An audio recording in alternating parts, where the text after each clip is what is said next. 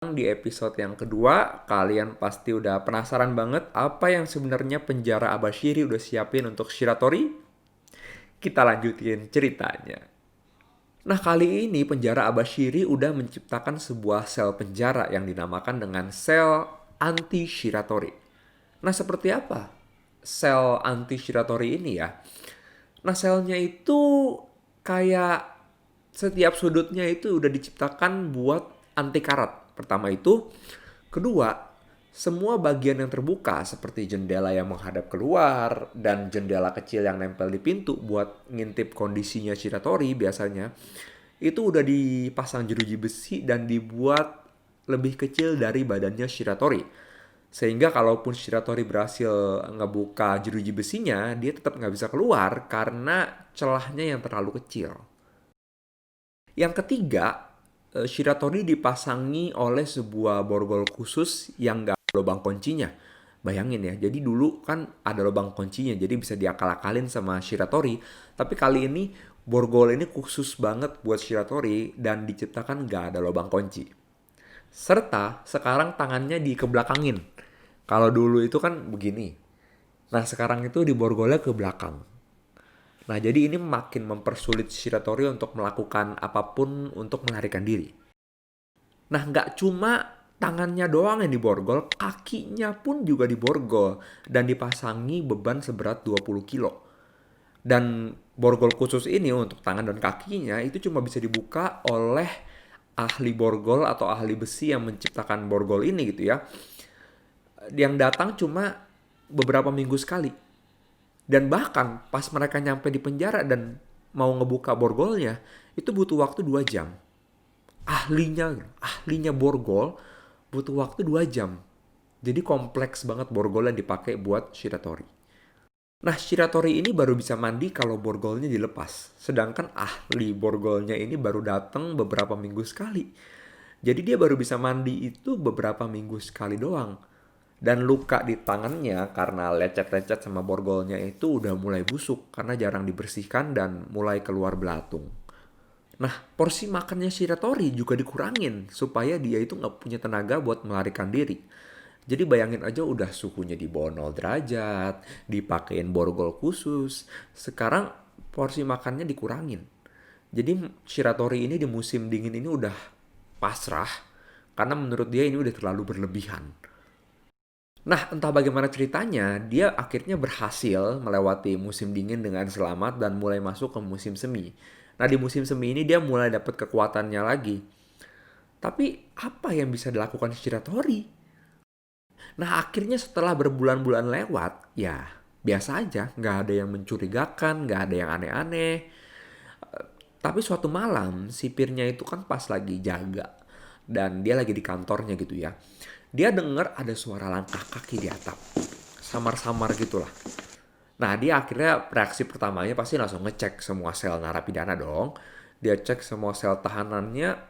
Pas dia cek selnya Shiratori, yes, seperti yang kalian duga, selnya kosong lagi. Dan semuanya udah tersusun rapi, kasurnya rapi, borgolnya juga udah jatuh di lantai. Dan semua sipir penjara itu kaget setengah mati. Kok bisa? Kok bisa kosong lagi ini selnya? Kok bisa kabur lagi ini orang gitu? Nah kali ini gimana Shiratori berhasil melarikan diri untuk ketiga kalinya? Nah ternyata persiapannya udah dilakukan 6 bulan sebelumnya. Jadi gini ceritanya. Setiap kali sipirnya itu nganter makan ke selnya Shiratori, itu kan pasti makanannya itu adalah nasi sama miso soup. Ya di Jepang itu udah biasa, miso soup itu bukan makanan mewah. Jadi nasi sama miso soup udah makanannya biasa, diantar ke selnya Shiratori. Shiratori itu selalu apa ya? Makan sebagian, kemudian selalu pastikan ada sebagian miso soup yang tersisa untuk dia itu siremin ke borgol di tangannya sama borgol di kakinya. Dan juga siram ke baut-baut di jendela kecil yang nempel di pintu selnya itu. Nah ini dilakukan berbulan-bulan, nggak cuma harian, nggak cuma mingguan ya. Ini dibutuhkan bulanan. Alasannya kenapa? Karena miso soup itu mengandung garam. Dimana garam itu seperti yang kita tahu, itu mengandung reaksi kimia dengan besi yang akhirnya membuat besi itu lama-lama jadi berkarat dan bikin bautnya itu jadi longgar. Nah, akhirnya setelah sabar menunggu selama berbulan-bulan melakukan teknik yang sama, tiba-tiba keajaiban muncul. Baut pertama mulai keluar. Jadi baut di jendela kecilan di pintunya itu mulai kling gitu ya, keluar, jatuh, dan tiga baut lainnya itu mulai ngikutin. Karena satu baut kalau copot satu pasti tiganya itu jadi agak longgar. Dan di situ jeruji besinya itu udah mulai berkarat dan udah mulai bisa dicopot. Nah, akhirnya pada akhir musim semi, dia udah bisa mencopot jeruji besi yang nempel di jendela kecil pintunya dan bisa melepaskan borgol di tangan dan kakinya. Tapi ada satu masalah lagi yang harus diselesaikan oleh Shiratori. Nah, seperti yang kita tahu, masalahnya adalah celah lubangnya terlalu kecil. Nah, di sini kita akan tahu kemampuan khusus yang ketiga yang dimiliki oleh Shiratori.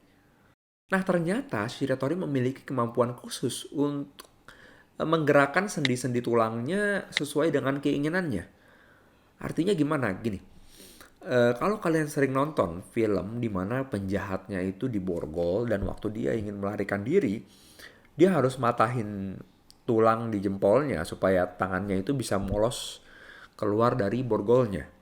Nah, hal ini mirip gitu loh, mirip-mirip kayak gitu, cuma kali ini bukan tulang yang dipatahin tapi sendinya di diarahkan atau dibelokkan sementara jadi supaya tangannya itu seperti patah, seperti nggak ada tulang gitu. Nah, pas udah lewat lubang kecil itu dia tinggal puter lagi sendinya dan udah tangannya akan normal lagi.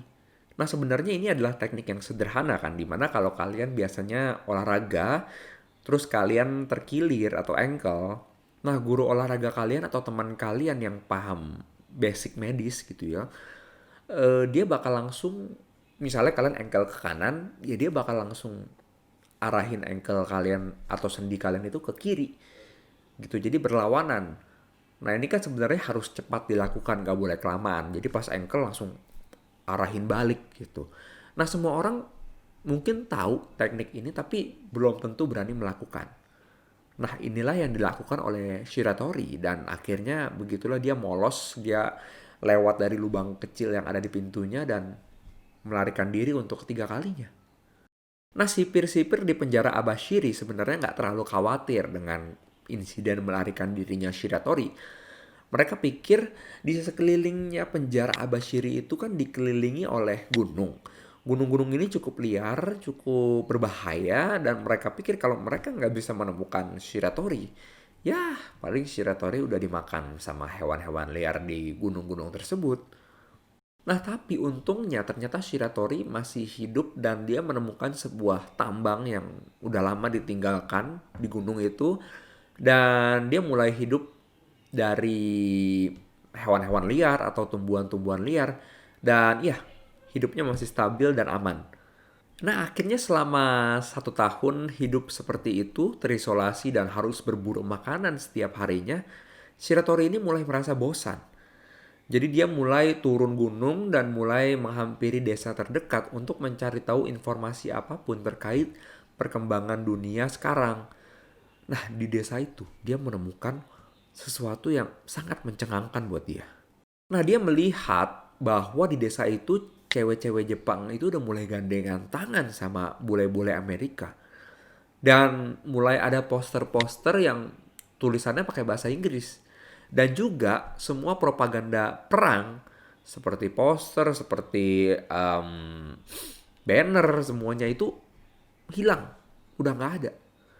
Dia penasaran dong, loh ini kenapa nih, kok bisa? Seperti yang kita tahu kalau Jepang itu sebenarnya cukup skeptis di zaman dulu. Dimana nggak ada negara manapun yang boleh memberikan pengaruh ke Jepang. Jadi Jepang itu semacam menutup diri. Nah, sampai akhirnya Shiratori membaca sebuah koran yang isinya adalah kota Hiroshima dan kota Nagasaki sudah dibombardir oleh Amerika. Ya, ternyata di tahun itu adalah tahun 1945 di mana Jepang itu kalah dengan sekutu di Perang Dunia Kedua. Nah, akhirnya Amerika ini mulai mengambil alih negara Jepang. Nah, di sini Shiratori sadar bahwa akhirnya dia nggak perlu sembunyi lagi. Dia bisa ketemu keluarganya lagi. Kenapa? Karena biasanya kalau negara yang habis kalah perang, itu hal-hal seperti tahanan atau narapidana yang kabur itu nggak terlalu jadi fokus gitu. Jadi Shiratori pikir, oh negara mungkin udah lupa dengan insiden melarikan diri dia dari penjara.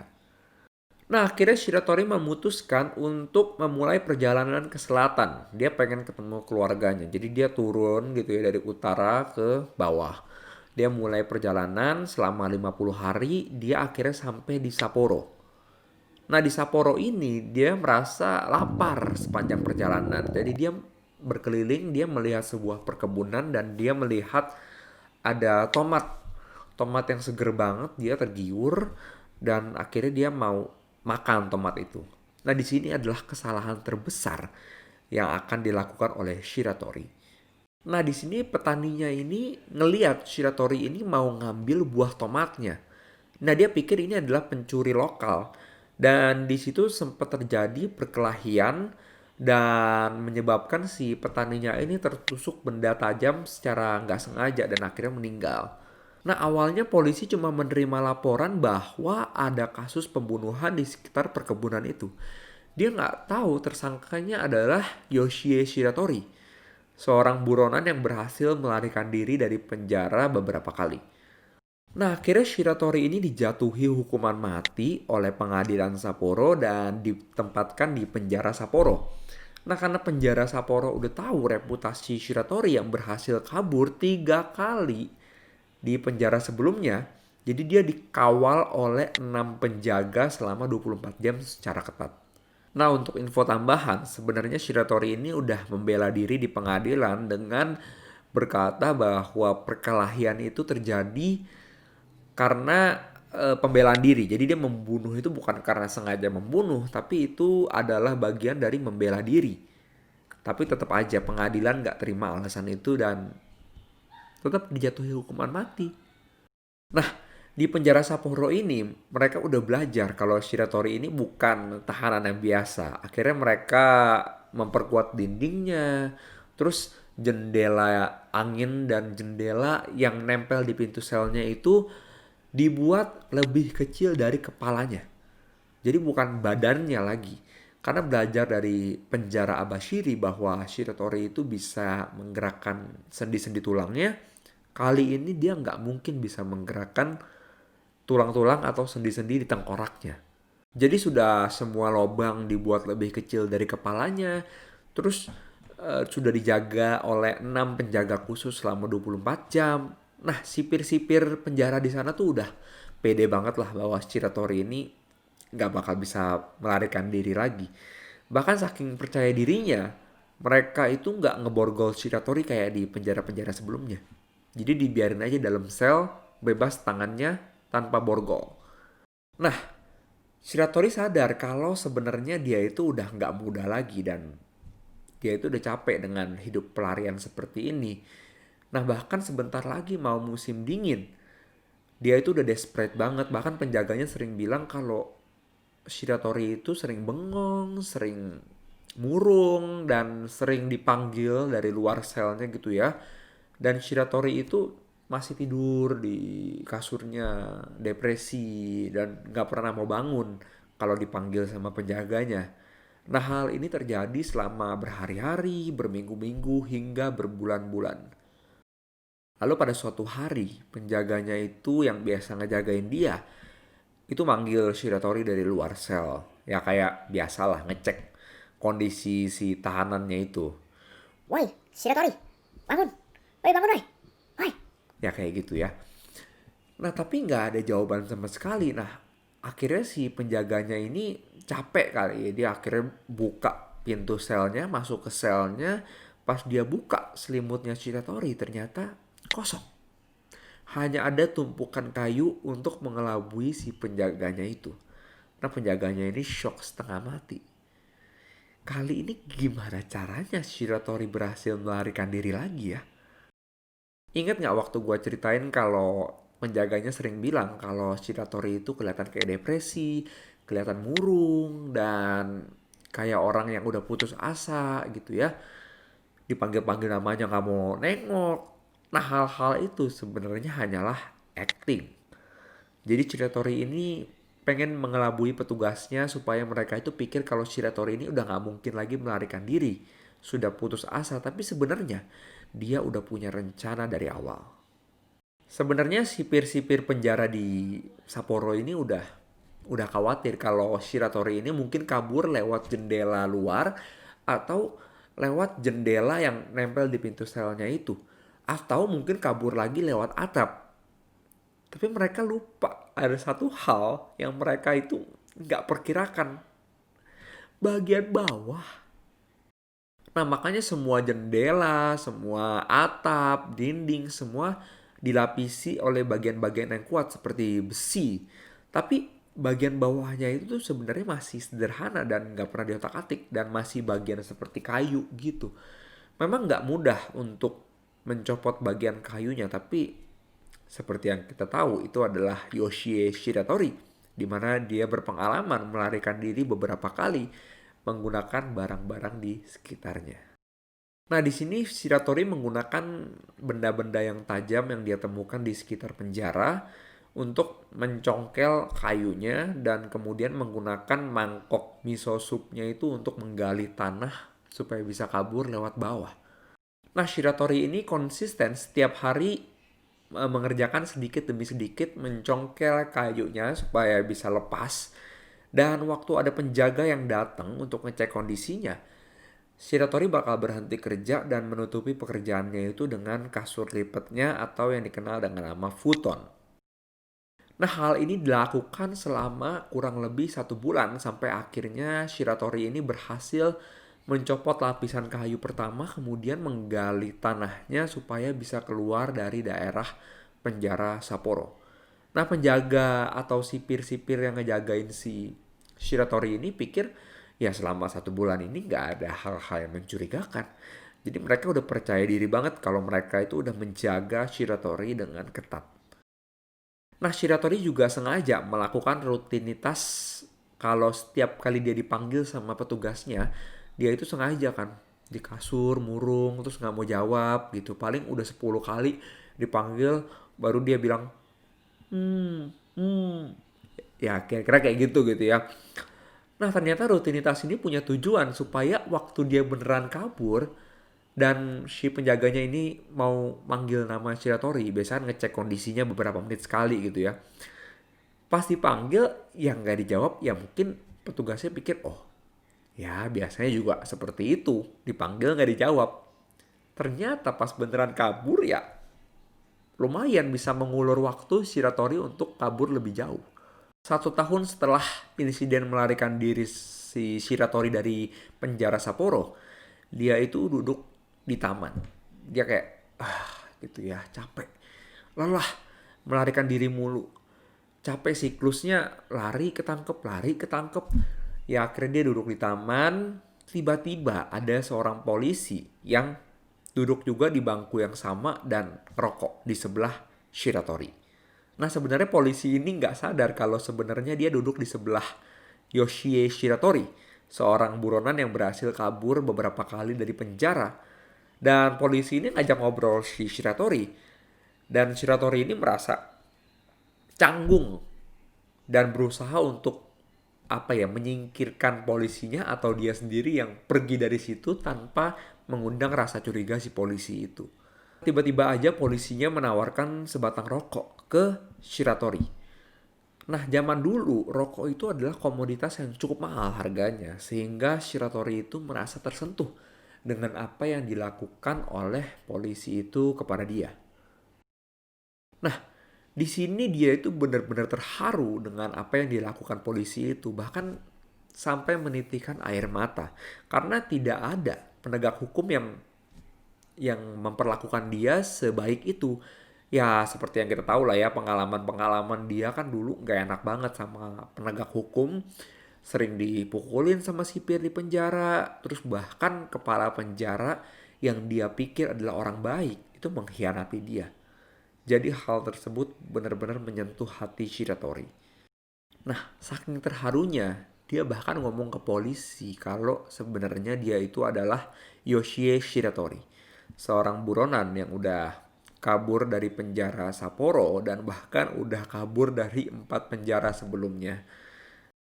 Sumpahnya dulu kalau dia nggak mau percaya sama penegak hukum lagi langsung hancur, langsung hilang karena tindakan sederhana seperti menawarkan sebatang rokok ke dia.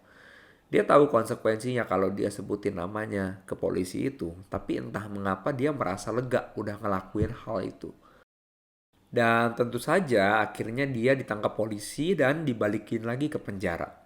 Tapi kali ini berbeda, kali ini dia rela, kali ini dia ikhlas dan bahkan pengadilan memiliki simpati yang besar ke dia karena dia mau menyerahkan diri.